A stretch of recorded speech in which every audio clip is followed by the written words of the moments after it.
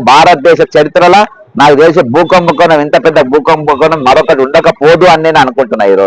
ఈరోజు అన్నిటికీ ఉల్లంఘించి ఈరోజు ప్రతి దాన్ని ఉల్లంఘించి దేన్ని సీరియస్ ఇల్లర్ as per communication from the revenue department government of Telangana ఇది the above survey numbers are in prohibited list as per section 22. ఇవన్నీ కూడా నేను చెప్పిన సర్వే నంబర్లు అన్ని ప్రొహిబిటెడ్ లిస్ట్ లో ఉన్నాయి. ప్రొహిబిటెడ్ లిస్ట్ లో ఉన్నాయి. ఏకంగా రిజిస్ట్రేషన్ ఎట్లా అయిపోయినాయి? ఇవన్నీ రిజిస్ట్రేషన్ డాక్యుమెంట్లే కదా, ఇవన్నీ రిజిస్ట్రేషన్ డాక్యుమెంట్లే. ఇవన్నీ ఏ విధంగా ఇచ్చిండ్రు? కలెక్టర్ అమ్మాయి కుమార్ అంటే మామూలు కాదు, జైల్లో పెట్టాలి. అర్థమైందా? సోమేష్ కుమార్, అనిల్, ఈరు వీళ్ళందరూ కూడా పెద్ద ఇగో violation of RERA norms. The RERA certificate was granted despite the land status being flagged by the district collector Rangareddy Amay Kumar.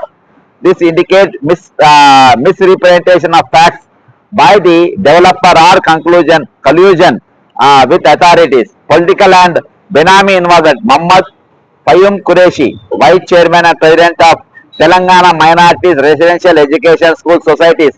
ఆయన రేవంత్ రెడ్డి, ముఖ్యమంత్రి రేవంత్ రెడ్డి మరియు రంజిత్ రెడ్డి వెస్టర్న్ కన్స్ట్రక్షన్ వీళ్ళందరితో చర్చించి మరి పైసలు ఇప్పించిన పరిస్థితి.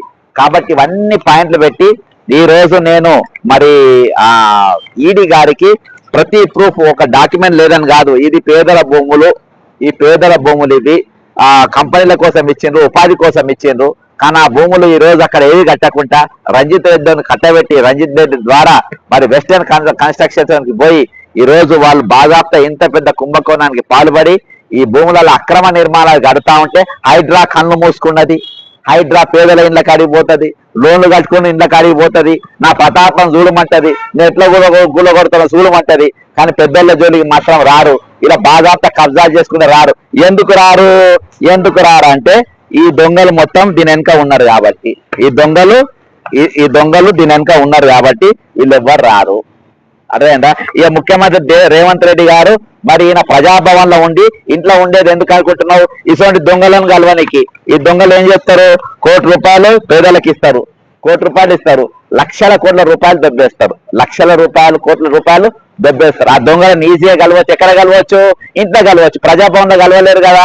ఈ రోజు ఇంట్లో ఉండేది సెటిల్మెంట్లు చేయడానికి, 420 దందాలు చేయడానికి, లంగ పనులు చేయడానికి, దొంగ పనులు చేయడానికి ఈ రోజు ముఖ్యమంత్రి అక్కడ ఇంట్లో ఉంటుండు. ₹1 తీసుకుంటూ 30,000 కోట్ల రూపాయల భూమి దొబ్బి పడేసారు. ఈ రోజు 30,000 కోట్ల రూపాయల భూమి దొబ్బి పడేసారు బాజాప్తా. 140,000 స్క్వేర్ ఫీట్ల భూమి దొబ్బి పడేసారు బాజాప్తా. ఈ రోజు ఎంత ఇచ్చిండ్రు ప్రజలకు? పేద ప్రజలకని ₹1 ఇచ్చిండు. ఆ ₹1 కూడా ప్రజల పోయినాయి, అవి కూడా రేవంత్ రెడ్డి దొబ్బేయచ్చు. అర్థమైందా?